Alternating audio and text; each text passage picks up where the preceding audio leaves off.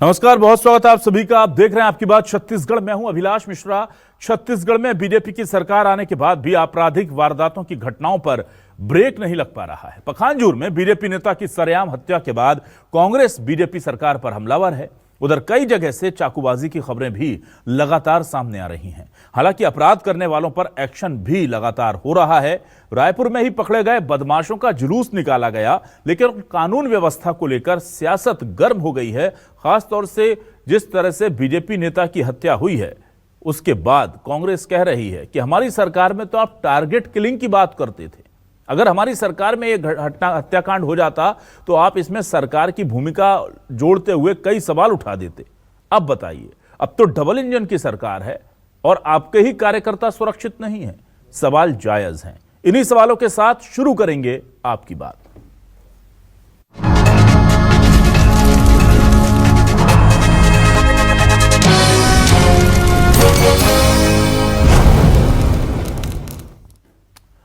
आइए सबसे पहले देखते हैं कि कांग्रेस ने क्या कहा है इस पूरे हत्याकांड को लेकर और कानून व्यवस्था को लेकर।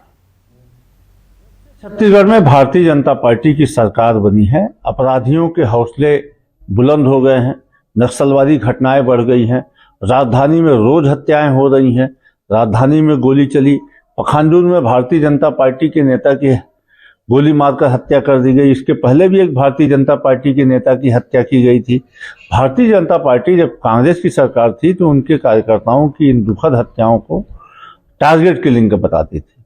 अब भारतीय जनता पार्टी की सरकार बन गई है तो उसके बाद जो हत्या हुई, इसके बारे में भारतीय जनता पार्टी को स्पष्ट तौर पर बताना चाहिए कि ये क्या है। उधर बीजेपी क्या जवाब दे रही है? बीजेपी कह रही है कि दरअसल इतना खराब कानून व्यवस्था का हाल करके दिया है, इसे ठीक करने में वक्त लगेगा और हम सभी चीजों पर बहुत जल्द काबू पा लेंगे। सुनिए बीजेपी का जवाब। अपने घर में झांके उसके बाद हमसे बात करें। ऐसा है, कांग्रेस अपने घर में झांके उसके बाद हमसे बात करे। कांग्रेस ने अपराधीकरण का जड़ इतना मजबूत बनाया है कि उसे खोदने में और खोल कर नेस्तनाबूद करने में समय लगेगा, लेकिन कानून व्यवस्था बहुत शानदार और अच्छी रहेगी। जैसे कांग्रेस ने अपराधियों के साथ गठजोड़ किया और बड़ा उनके साथ नेटवर्क बनाया, चाहे महादेव ऐप का मामला हो, गली कोने में सट्टा जुआ हो, हम वो नहीं होने देंगे और छत्तीसगढ़ में शान और सौरभ में छत्तीसगढ़ बनाएंगे। और ये देखते हैं हमारे आज के सवाल क्या है। हमारे सवाल ये रहे आपके सामने। हमारे सवाल ये हैं, नहीं थम रही है हत्या और चाकूबाजी, सरकार बदलने के बाद भी हालात वही रहे। कांग्रेस बोली टारगेट किलिंग के आरोप बेमानी, डबल इंजन की सरकार में वारदातें क्यों नहीं थमी। बीजेपी बोली 5 साल तक था जंगल राज, ताबड़तोड़ एक्शन से आएगा कानून का राज। छत्तीसगढ़ में बीजेपी कार्यकर्ता की सरेआम हत्या, क्या सूबे में बिगाड़ रही कानून व्यवस्था।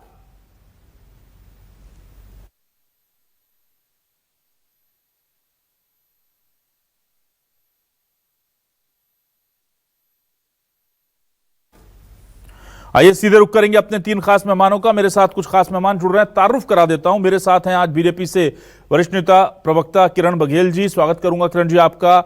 अभय नारायण राय साहब कांग्रेस से वरिष्ठ नेता प्रवक्ता हमारे साथ जुड़ रहे हैं और बाबूलाल शर्मा वरिष्ठ पत्रकार हमारे साथ जुड़ चुके हैं। तीनों मेहमानों का बहुत स्वागत। सबसे पहले अभय नारायण राव साहब के पास आऊंगा। राय साहब, मुझे ये बताइए, आपके जब सरकार थी तो बड़े गंभीर आरोप लगते थे कि लॉ एंड ऑर्डर सिचुएशन को कंट्रोल करने में बहुत बुरी तरह सरकार फेल है।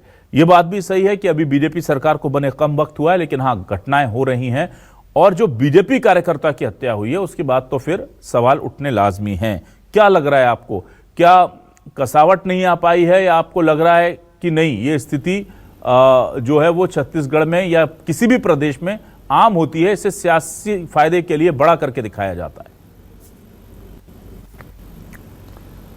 देखिए, निश्चित रूप से अपराधों का घटित होना किसी भी राज्य के लिए अच्छी बात नहीं है और अपराध घटित हो, अपराधी पकड़े न जाएं, ये और बुरी बात होती है। कांग्रेस के शासन में भारतीय जनता पार्टी के नेता प्रवक्ता बहुत बात करते थे कि छत्तीसगढ़ अपराधगढ़ बन गया, छत्तीसगढ़ में जंगल राज चल रहा है और दूसरे प्रदेशों से तुलना करने लगते थे। आज उन्हीं नेताओं से मैं पूछ रहा हूं आपके माध्यम से कि आज 1 महीने के अंदर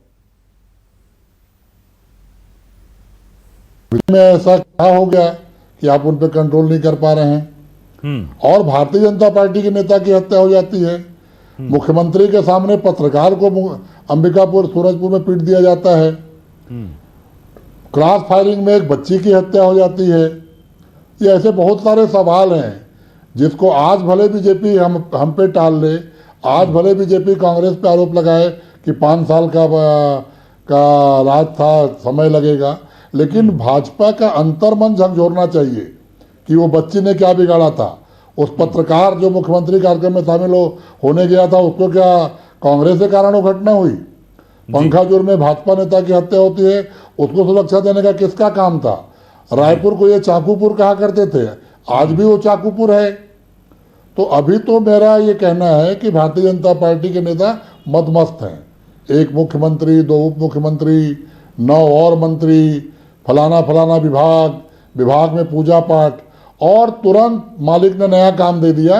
दिल्ली से फरमान आया कि आप तब लोकसभा चुनाव में लग जाइए। तो अब लोकसभा के लिए संभाग स्तरीय कार्यकर्ताओं का सम्मेलन हो रहा है। किसी की भी मंत्री की न तो कानून व्यवस्था पे नजर है, न कोई भी मंत्री अपने विभाग में ये प्रयास कर रहा है कि ये कैसे कंट्रोल होगा। उनको भी मंत्री बनने में मजा आ रहा है। मंत्री का काम क्या है? जनता की इस उम्मीद से आपको चुनी है, आप क्या आरोप लगाते थे? आइए बात करिए और जनता को जवाब दीजिए। हम तो अभी भी कह रहे हैं कि हम इंतजार करेंगे, अति जब होगा तो हम चालू करेंगे। हम विपक्ष हैं, हम एक एक चीजों पे निगाह रखे हुए हैं, और हम अपनी बात जब चालू करेंगे, सड़क पर उतरेंगे तो समझ में आएगा कि अपराधगढ़ किस तरह बना है।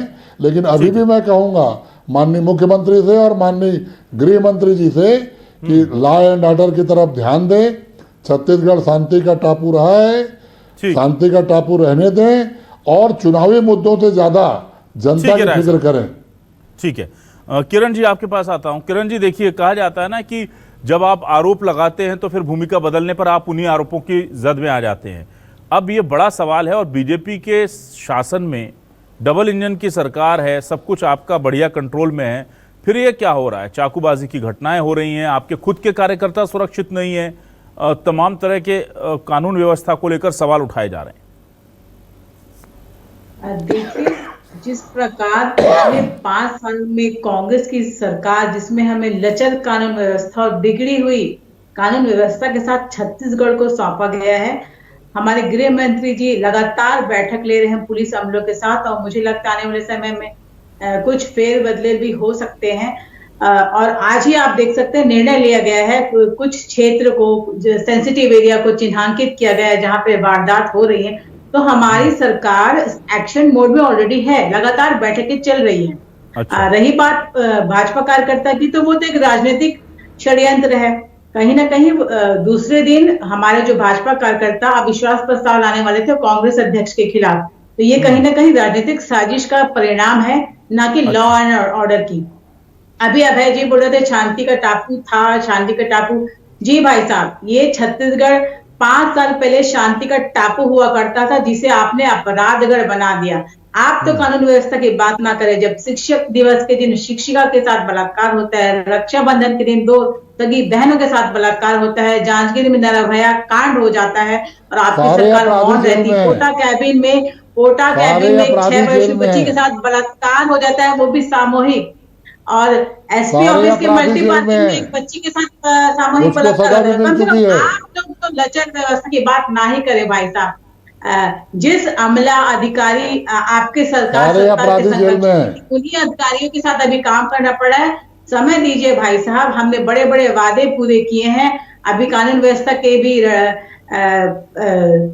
प्रोसीजर में हम आ रहे हैं। हमारे जुझारू और बहुत ही योग्य गृह मंत्री जी लगातार पुलिस अमले के साथ बैठक कर रही है।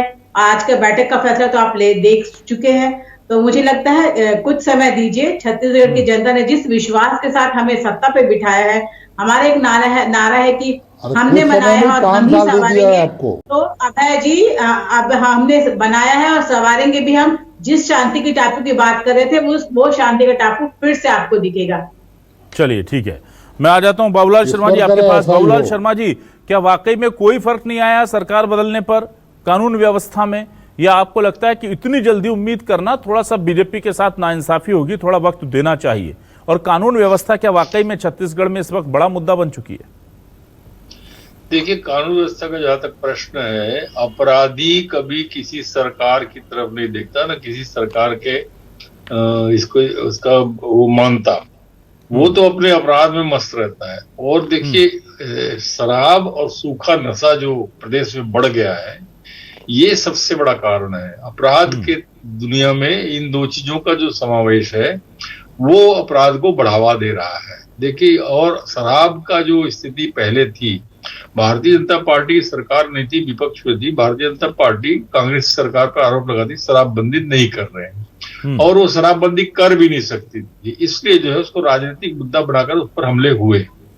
आज सरकार भारतीय जनता पार्टी की है, उनको ऐसे कदम उठाने चाहिए, ऐसी दिशा दिखानी चाहिए जनता को समझ में आए कि शराब से थोड़ी दूरी बने, उस पर नियंत्रण हो, सूखा नशा बंद हो, और जो तस्करी का जो मामला है वो बंद हो। तो इसकी तरफ इस सरकार को जो है चिंता करनी चाहिए। निश्चित रूप से जो है कोई भी सरकार नहीं चाहती कानून व्यवस्था उसके कार्यकाल में खराब रहे, कोशिशें होती है। मैं अच्छी उस सरकार को मानता हूं कि अपराध तो होंगे, अपराध तो किसी सरकार में रुकेंगे नहीं। मैं अच्छी सरकार उसको मानता हूं कि अपराध होते हैं और उस पर जो है सरकार नियंत्रण करती है, गिरफ्तारियां करती है और लोगों को जो है हताश करती है। तो ये प्रयास जो है वो सरकार के दिखने चाहिए कि अपराध तो हुआ, उसके अपराधी पकड़े गए और जेल में डाले गए, ये दिखना चाहिए जनता को। तो जनता पे फिर विश्वास आता है और उस पर जो है वो अपराधियों को डर भी पैदा होता है। और निश्चित रूप से जो है हर सरकार का ये कोशिश होनी चाहिए, पुलिस की कोशिश होनी चाहिए, अपराधी डरे और आम आदमी जो है खुश रहे। ठीक है अभय नारायण साहब, देखिए एक तरफ तो आप कहते हैं कि अच्छी कानून व्यवस्था होनी चाहिए, फिर अगर बुलडोजर चलता है या कोई ऐसा बड़ा एक्शन होता है तो कहीं फिर आप ये तो नहीं कहेंगे कि देखिए गलत हो रहा है, गलत चीजें हो रही हैं, क्योंकि हम देख रहे हैं कि अगर कानून व्यवस्था का खौफ बनाना होता है तो फिर वहां पर स्थितियां थोड़ी सी सख्ती के साथ संभालनी होती है। क्या उसके लिए विपक्ष और प्रदेश की जनता तैयार है, या आपको लगता नहीं सरकार का काम है कि जो भी कार्रवाई करे वो संविधान के दायरे में करे और संविधान के दायरे में रहते हुए कानून व्यवस्था कायम करे? देखिए, अभी आपने बुलडोजर का नाम लिया। उत्तर प्रदेश में बुलडोजर का हल्ला चालू हुआ योगी जी के शासन में। अभी बीएचयू में 3 बच्चियों के साथ 3 लोगों ने वहां पे बलात्कार किया और तीनों भारतीय जनता पार्टी के पदाधिकारी निकले, जेल भेज दिए गए, लेकिन घर बुलडोजर आज तक नहीं पहुंचा। हम लोग इसका विरोध करते हैं कि बुलडोजर भी घर पहचानता है क्या कि किस अपराधी के यहाँ जाना है, किस अपराधी के यहाँ नहीं जाना है। भारतीय जनता पार्टी के पदाधिकारी को कृत्य करते पकड़े जाए तो वहां बुलडोजर नहीं जाएगा। तो ये जो है, हम तो चाहते हैं संविधान में काम हो। और दूसरी बात, बहुत महत्वपूर्ण बात, मैं अपने प्रवक्ता साथी से एकदम निश्चित रूप से कह रहा हूं कि ऊर्जावान है हमारे गृह मंत्री, युवा है हमारे गृह मंत्री, पहली बार वो मंत्री बने हैं, जरूर उनको सीख के समझ के काम करना होगा, लेकिन अपराध को रोकने के लिए मैदान में उतरना होगा, जनता को साथ लेना होगा। अभी पूरे के पूरे एसपी, पूरे के पूरे मुख्यालय के जो बड़े बड़े पदाधिकारी हैं पुलिस के, वो बैठे हुए हैं कि ट्रांसफर लिस्ट निकलने वाली है। तो वो ट्रांसफर लिस्ट को देख रहे हैं, अपराध को कहाँ से देखें, कौन रहेगा, कौन जाएगा, कौन काम करेगा। ये असमंजस की स्थिति हमारे युवा गृह मंत्री को खत्म करना चाहिए। और इसीलिए आज जो नीचे की ढिलाई है वो ढिलाई दिख रही है। मैं आपको उदाहरण दूंगा, सरकारों से फर्क नहीं पड़ता। बाबूलाल भैया ने अच्छी बात की, अपराधी तो अपराधी है, अपना काम करेगा। अपराधियों पर लगाम करने का, कसने का काम, संदेश दिखाने का काम सरकारें करती हैं। बिलासपुर में एसपी हैं संतोष कुमार सिंह जी, वो कांग्रेस सरकार थी, एसपी थे तो भी निजात अभियान चलाते थे नशे के खिलाफ। आज भाजपा की सरकार है तो भी निजात अभियान चला रहे हैं नशे के खिलाफ और पब्लिक उनको सहयोग कर रही है। तो ऐसी कोई प्रोग्राम बनाना चाहिए कि हम नशे के खिलाफ बात करें। शराबबंदी कांग्रेस ने नहीं की तो शराब की बात होती थी, आज भाजपा सरकार आते शराबबंदी क्यों नहीं हो रही है, क्यों शराब के नशे को बढ़ावा दिया जा रहा है? तो उस पर भी भाजपा को बात करना चाहिए। और जितने मंत्री नए बने हैं, जोश खरोश के साथ बने हैं, तो वो मैदान में दिखना चाहिए, जनता को राहत बनना चाहिए, मिलना चाहिए। और अभी तो समय है, हम 35 लोग विपक्ष में हैं, मजबूती से विपक्ष का काम करेंगे। अभी तो जनता, मैं कहना, पत्रकार पिट रहे हैं, एक पत्रकार साथी को जगदलपुर में धान केंद्र में भाजपा के नेताओं ने बंधक बना लिया। जो इस तरह की घटनाएं हो रही हैं, तो जब अपराधी देख रहे हैं कि भाजपा के लोग उत्साहित होकर अपराध कर रहे हैं, तो हमको भी अपराध करना है। रायपुर को चाकूपुर बनने से रोकिए, क्रॉस फायरिंग की जांच करवाइए, वहां क्रॉस फायरिंग में बच्ची क्यों मारी गई। और अपराधगण अगर बनने से रोकना है तो आपकी नीति और नियत साफ होनी चाहिए। केवल सत्ता प्राप्त करना उद्देश्य था तो सत्ता में आप बैठ गए, उससे अपराध कम नहीं होंगे। आपकी नियत और नीति दिखनी चाहिए कि आप कितना प्रयास कर रहे हैं इसके लिए, और आपको जनता के बीच उतरना पड़ेगा, जनता का सहयोग लेना पड़ेगा। विपक्ष के रूप में हम हर अच्छे काम का आपको सपोर्ट करेंगे, लेकिन कहीं भी हमको कमी दिखेगी तो हम सड़क पे खड़े नजर आएंगे और विरोध करेंगे। केवल नारा लगाने से अपराधगढ़ खत्म नहीं होगा। अपराध में 1% की भी कमी नहीं आ रही है, जितनी बड़ी बड़ी बातें करते थे लोग। किरण जी देखिए, ये जब आप आरोप लगाते थे तो रायपुर को चाकूपुर और ये तमाम जो उपमाएं दी जाती थी सब होती थी। ये आप भी जानते हैं कि किसी भी प्रदेश में क्राइम जीरो नहीं हो सकता। अब प्राथमिकताएं क्या रहेंगी? शराब को लेकर के कहा जा रहा है सूखा नशा बढ़ रहा है बहुत तेजी से। आप लोगों ने शराब के लिए बदनाम किया कांग्रेस को या उनके ऊपर आरोप लगाए, और अब आपके पहले महीने में ही सूखे नशे के लिए कांग्रेस आप पर टारगेट कर रही है। क्या कोई विशेष अभियान चलेगा और रिजल्ट कब से दिखना शुरू हो जाएगा, ये बताइए। जिस प्रकार अभय जी छत्तीसगढ़ की जनता और छत्तीसगढ़ के नशे की कारोबार के लिए इतना कंसर्न दिखा रहे हैं, मुझे लगता है भाई साहब सत्ता में रहते ये कंसर्न या ध्यान दिया होता तो मुझे लगता है सत्ता से विमुख नहीं होना पड़ता। खैर देर है दुरुस्त है, छत्तीसगढ़ की जनता के बारे में सोचना तो प्रारंभ किया इन्होंने। इस बात के लिए मैं थैंक्स बोलना चाहूंगी अभय भैया को।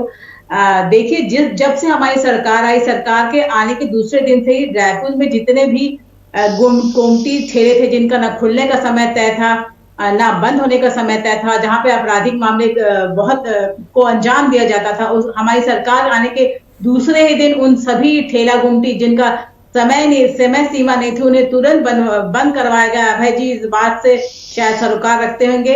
रही बात कानून व्यवस्था की बात जो किया जा रहा है, मैं फिर आपको आश्वस्त करना चाहूंगी, हमारे बहुत योग्य गृह मंत्री जी विजय शर्मा जी लगातार पुलिस विभाग के साथ बैठकें कर रहे हैं। और अभय जी बोल रहे थे कि पुलिस अमला अपने ट्रांसफर लिस्ट को देखने बैठी है, तो मैं उनसे यही कहना चाहूंगी कि जो अधिकारी सचमुच काम किए हैं, जो अपनी ईमानदारी से काम किए भाई साहब, वो अपने लिस्ट को देखने नहीं बैठे। जिस सत्ता शासन के संरक्षण में अपराधियों को अंजाम दिया गया या अपराधियों ने अपराध को अंजाम दिया, सिर्फ वही अधिकारी अपने ट्रांसफर लिस्ट को लेकर बैठे हैं। और जो जिम्मेदार अधिकारी है, मुझे लगता है वो अपने काम को तत्पर से करने के लिए तैयार है। और हो सकता है आने वाले समय में जो अधिकारी इस लायक ना हो या जो उन्होंने अपराध को संरक्षण दिया, उनकी कहीं ना कहीं उनको अपना काम का अंजाम भुगतना पड़ेगा।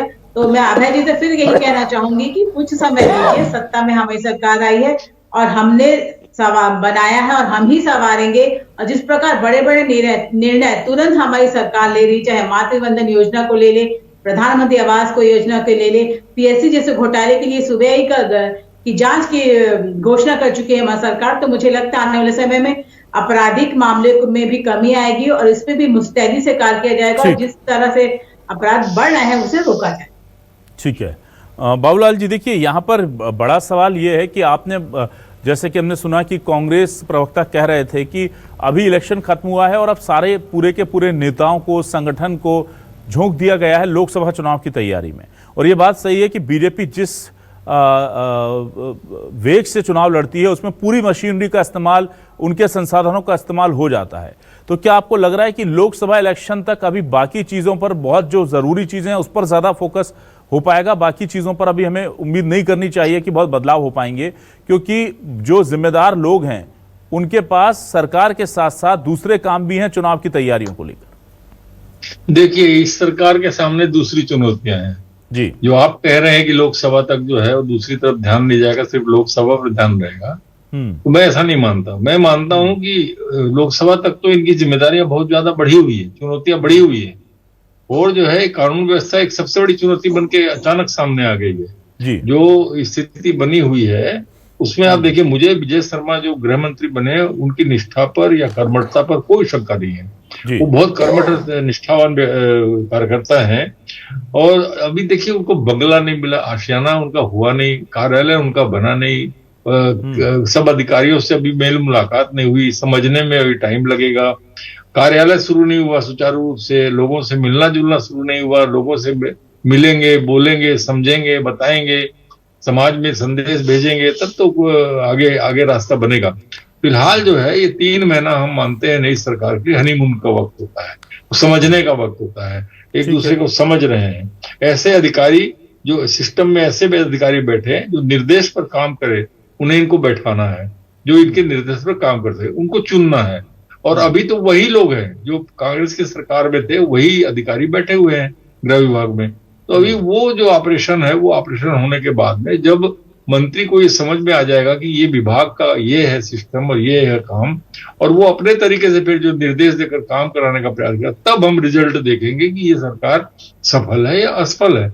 अभी जल्दबाजी है, थोड़ी जल्दबाजी है, और लोकसभा तक तो इनको बहुत सारी चुनौतियां पूरी करनी है। इतनी योजनाएं इनकी जो दी हुई है, नागरिक महतारी वंदन योजना है उसको पूरा करना है, बोनस का इन्होंने 2 साल का दिया है, अभी 4था किस्त देना है, और अभी के जो 3100 का धान खरीदना है उसमें बोनस सहित देना है, 3100 रुपए एक मुश्त देना है। बहुत सारी चुनौतियां और भी बहुत सारी, 500 रुपए का गैस सिलेंडर। ये लोकसभा के पहले पहले अगर इन्होंने ऐसी पिक्चर नहीं बनाई कि ये सब हम करना शुरू कर चुके हैं, तो लोकसभा के चुनाव में दिक्कत आएगी। इसलिए इनको, इनकी चुनौतियां कम नहीं है, इनकी चुनौतियां लोकसभा के पहले ही इनको पूरी करने की दिखती है।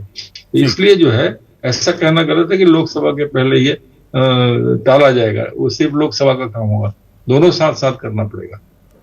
ठीक है, तो कुल मिलाकर के ये तो तय है कि चुनौतियां बड़ी हैं, लेकिन हाँ अभी चूंकि बहुत जल्दी है सरकार बने हुए, बहुत कम वक्त बीता है, इसलिए थोड़ा समय हम दे सकते हैं। लेकिन ये बात सही है कि कांग्रेस की या छत्तीसगढ़ की जनता की चिंता यही है कि कानून व्यवस्था का क्या होगा। बीजेपी शासित राज्यों में कानून व्यवस्था को लेकर कुछ बहुत अच्छे उदाहरण भी देखने को मिलते हैं, लेकिन कई जगह ऐसी भी है जहां पर स्थिति बहुत अच्छी नहीं है। इसलिए बहुत हद तक निर्भर करेगा कि सीएम और उनकी टीम, चाहे वो गृह मंत्री विजय शर्मा हो या पूरा पुलिस महकमा, कैसे कानून के इकबाल को छत्तीसगढ़ में बनाकर रखता है, क्योंकि छत्तीसगढ़ की तासीर किसी गुनाह के नाम से जानी जाए ऐसी रही नहीं। बहुत बहुत शुक्रिया किरण बघेल जी, अभय नारायण जी, बाबूलाल शर्मा जी, तीनों मेहमानों का मेरे साथ जुड़ने के लिए शुक्रिया। दर्शकों का भी बहुत बहुत शुक्रिया। नमस्कार।